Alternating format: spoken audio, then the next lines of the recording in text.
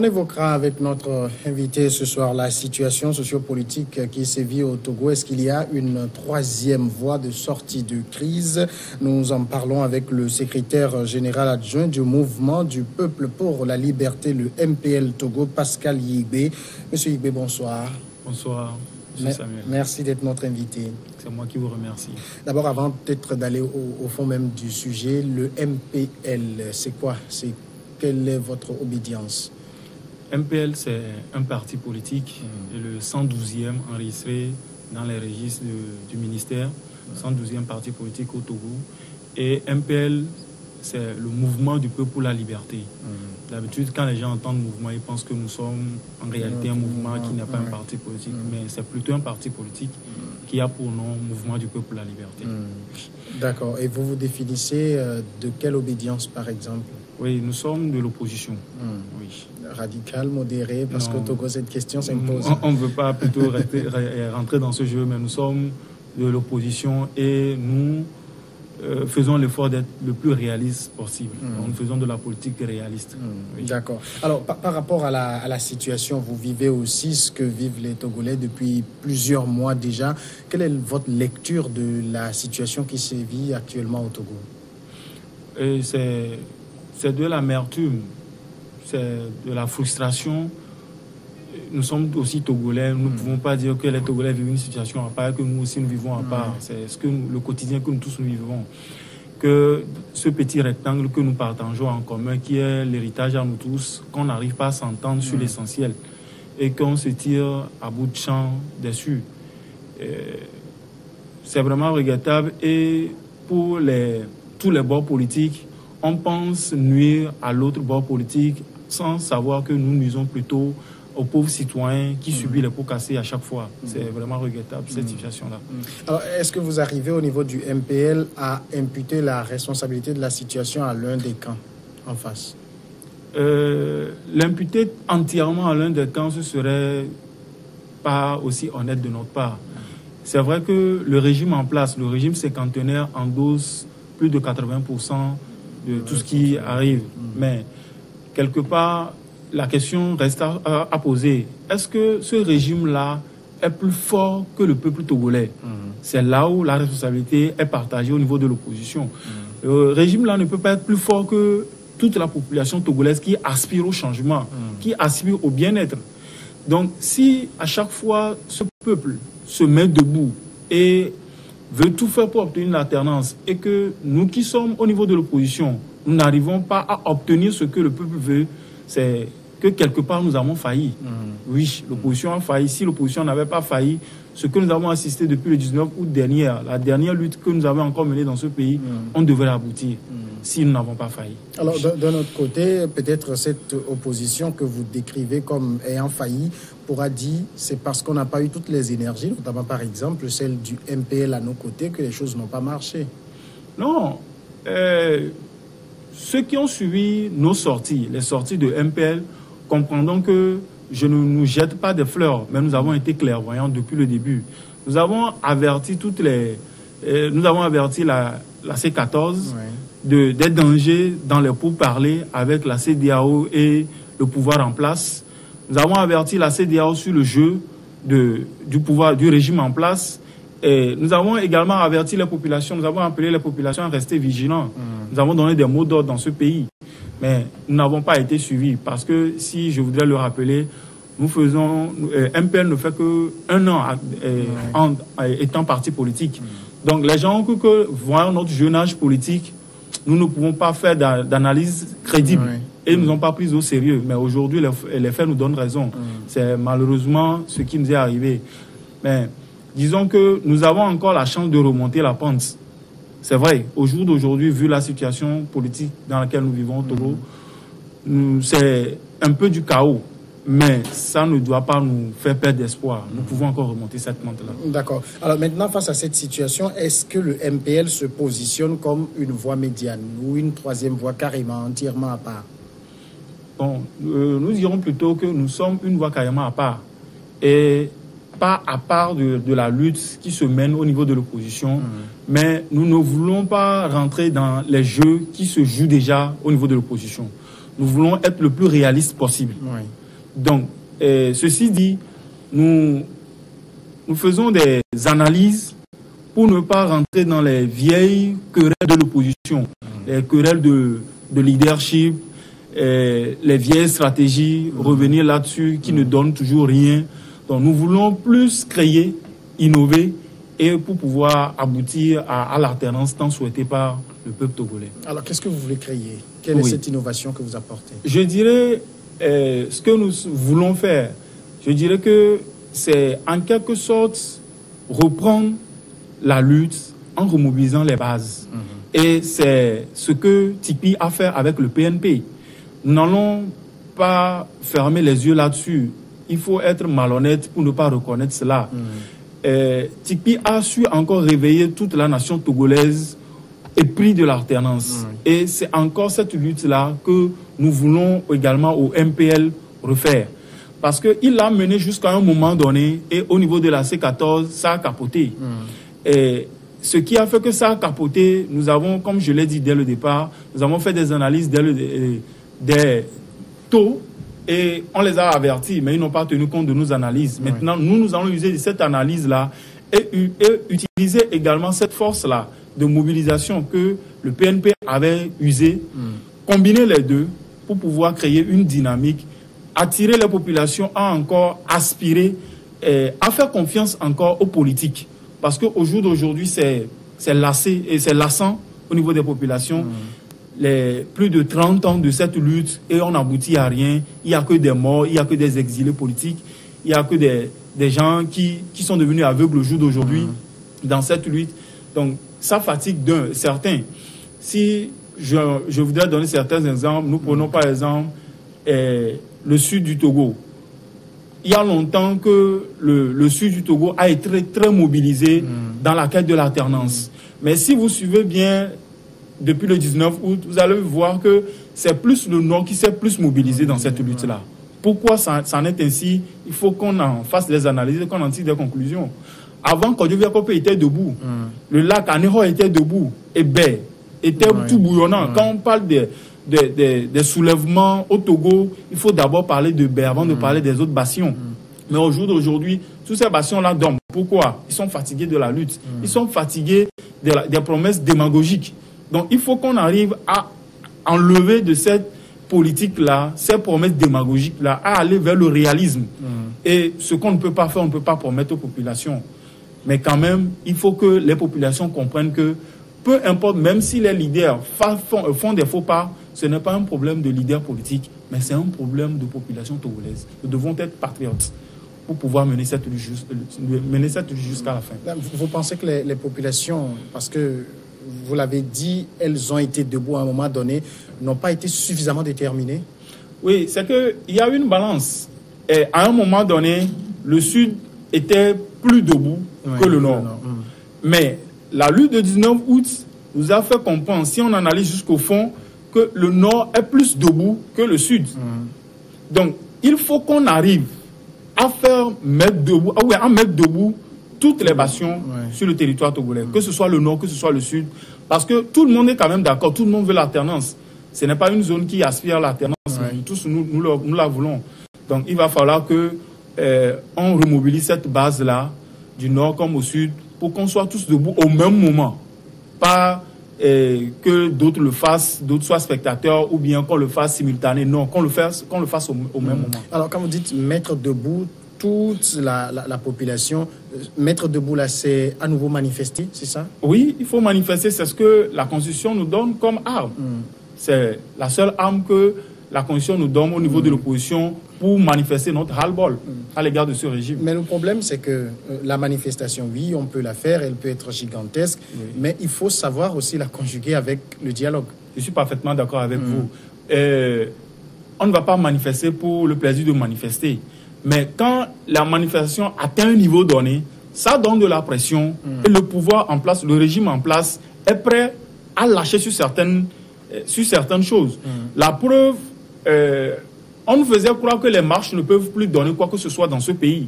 Mais après le 19 août du PNP, nous avons vu comment les ministres qui dormaient dans leur bureau ont commencé par faire des va-et-vient dans ce pays, ont commencé par prendre des avions pour circuler, faire la diplomatie. On a vu. Donc ça voudrait dire que ça donne. Maintenant, il faut trouver également comment conjuguer cet effort-là de ces populations qui sont dans les rues et avec les négociations. Il ne faut pas que les populations soient debout et que les négociations ne donnent rien. C'est ce que nous déplorons au niveau de MPL. La population qui était debout depuis le 19 août jusqu'au jour d'aujourd'hui, mais nous ne pouvons pas normalement dire que nous avons échoué. Mais si on a échoué, c'est que nous avons manqué d'ingéniosité au niveau de l'opposition. On a manqué de stratégie. Ce scénario-là de population debout qui met la pression et de dialogue, c'est ce qu'on a eu après le 19 août à partir de février 2018. Oui, il y a des ratés au niveau du dialogue. Et les ratés, c'est que nos aînés au niveau de l'opposition sont rentrés dans le jeu des calculs politiciens. Et je vais donner un exemple palpable. Même après l'échec du 20 décembre, on avait toujours le regroupement. La C14 était toujours un bloc. Et ils parlaient d'une même voix. Même si ce n'était plus ça, ils parlaient quand même d'une même voix. Et ils avaient promis de créer un front citoyen dans lequel la société civile et les partis politiques peuvent se retrouver ensemble et mener cette lutte. C'était la meilleure voie qu'ils avaient eue. C'était une bonne chose. Mais pourquoi ils ne l'avaient pas fait? C'est parce qu'ils étaient rentrés dans des calculs. Ils veulent d'abord, excusez-moi, mais je vais le dire tel que les faits sont, mais ils étaient d'abord allés à une journée de réflexion pour désigner un candidat unique pour 2020, alors que nous parlons encore des réformes. C'est les réformes institutionnelles, constitutionnelles qui peuvent nous permettre d'avoir l'alternance et non aller choisir un candidat. C'est dans ce jeu-là qu'ils sont rentrés et d'autant claqué la porte. Mais s'ils étaient restés encore, malgré l'échec du 20 décembre, s'ils étaient restés encore dans la logique où il faut encore ratisser large, je pense qu'on n'en serait pas là aujourd'hui. À de la C14, on va voir, les gens appellent C7 ou c'est quoi, mais on n'en serait pas là. Mais on ne peut pas aussi reprocher à un leader politique, un responsable de parti politique, de faire des calculs. Non, les calculs que nous devons faire, les calculs doivent amener le peuple à obtenir ce qu'elle veut. Ce n'est pas des calculs qui doivent tirer le drap vers nos chapelles. C'est là que nous déplorons. Et des calculs de guerre, les guerres de leadership entre partis politiques où au jour d'aujourd'hui, tu vois des gens qui se tirent dessus, je ne vais pas nommer les noms, mais nous voyons déjà sur les réseaux sociaux et sur les antennes des grands partis déjà qui tirent dessus. C'est pas bon, c'est pas bon. Ça n'arrange pas la population et ça ne motive pas encore cette population-là à sortir encore pour cette lutte. Et c'est ce qui démobilise. Parce qu'à un moment donné, ils étaient ensemble. Pourquoi ne plus être ensemble? Si, bon, ce qui doit diviser normalement, on doit le voir. Mais ce qui divise, on ne le voit pas. On ne sait même pas ce sur quoi les gens ne s'entendent plus. C'est ce qui est déplorable. Alors maintenant, vous pensez au MPL qu'il est possible, par exemple, de recréer cette dynamique populaire-là pour mettre une pression et obtenir ce qu'on va pouvoir obtenir en termes de réforme? Oui, c'est possible. Et nous devons également rééduquer nos populations. Et ça, beaucoup en parlent, mais peu le font, la question de l'éducation. Oui, et c'est obligatoire. C'est un passage forcé pour nous tous. Nous avons trop longtemps fait la fixation sur des hommes. Et c'est un leader qui doit être devant, qui doit donner le ton avant que les gens ne sortent, avant que les gens ne prennent position ci et là. Et c'est pas bien. Et nous devons arriver à un moment donné où, même si c'est, excusez-moi le terme, même si c'est un mouton, mais qui pose des revendications dans lesquelles le peuple se retrouve, que le peuple soit derrière ce mouton-là. Parce que un leader ne peut plus mener la lutte togolaise là où nous sommes au jour d'aujourd'hui. C'est clair, aucun parti politique au Togo ne peut plus dire qu'à lui seul, il va résoudre le problème togolais. Ce n'est plus possible.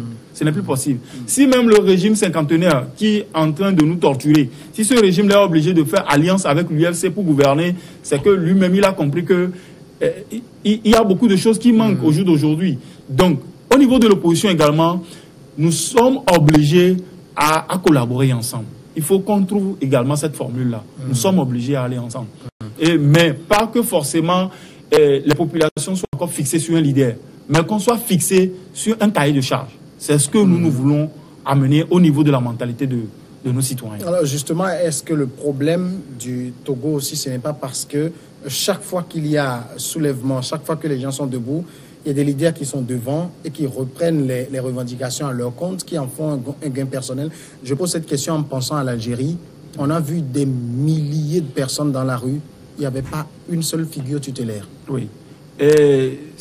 L'Algérie a obtenu ce qu'elle cherchait. Oui. Je ne peux pas dire que c'est mauvais le cas togolais par rapport à ce qui s'est passé au niveau de l'Algérie. Parce que dans d'autres pays, il y a des leaders qui ont été devant et qui ont mené la lutte et qui ont abouti. Oui.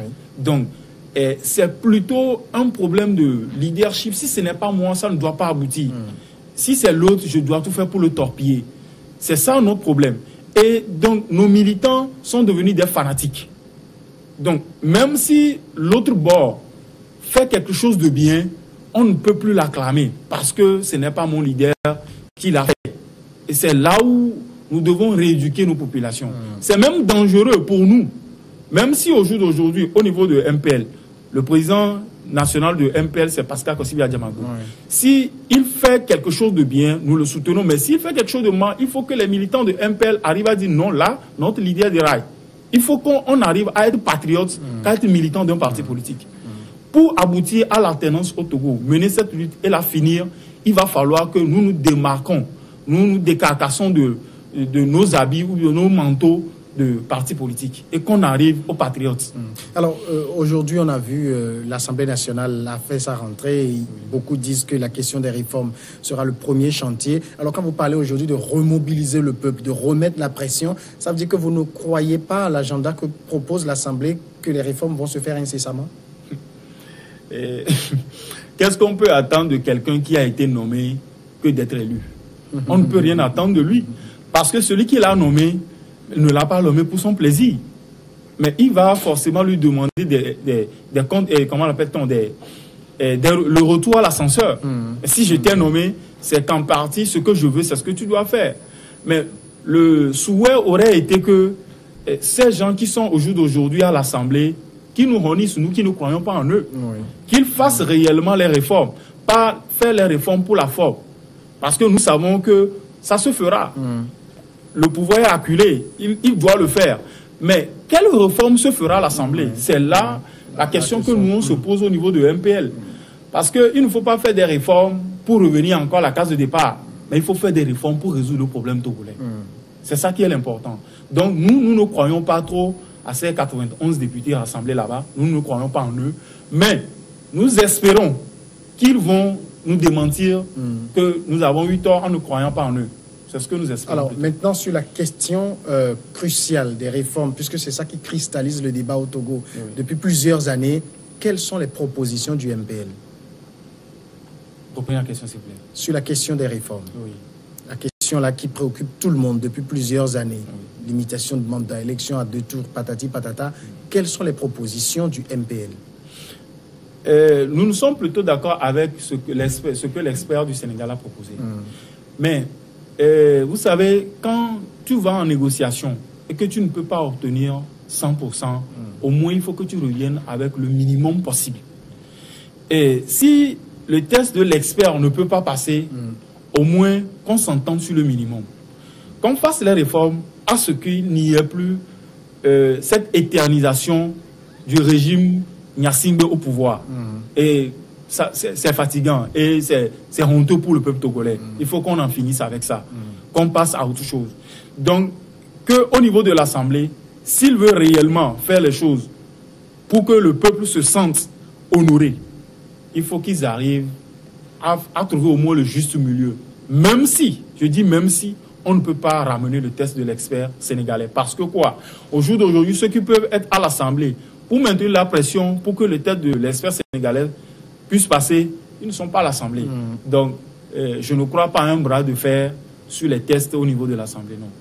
Alors, mais il y a d'autres analystes qui disent également que la proposition de l'expert sénégalais est une proposition à minima, ça ne résout pas le problème, qu'il faut des réformes en profondeur. Oui, il faut des réformes en profondeur, nous sommes d'accord. Mais quand même, il faut qu'on passe, on commence quelque part. Et les réformes que propose le Sénégalais, quand nous l'avons parcouru, c'est quand même acceptable pour un début. Il ne faut pas forcément chercher... Mais là, il propose juste, certains l'appellent réformette, 3 articles à changer simplement. Au fait, le problème togolais au jour d'aujourd'hui, c'est quoi? le peuple togolais ne veut pas entendre quoi que ce soit. La seule chose que le peuple togolais veut, c'est qu'on en finisse avec la dictature au Togo. Qu'on en finisse avec le règne de père en fils dans ce pays. Donc si au moins, pour un début, on peut l'obtenir, on verra les autres choses après.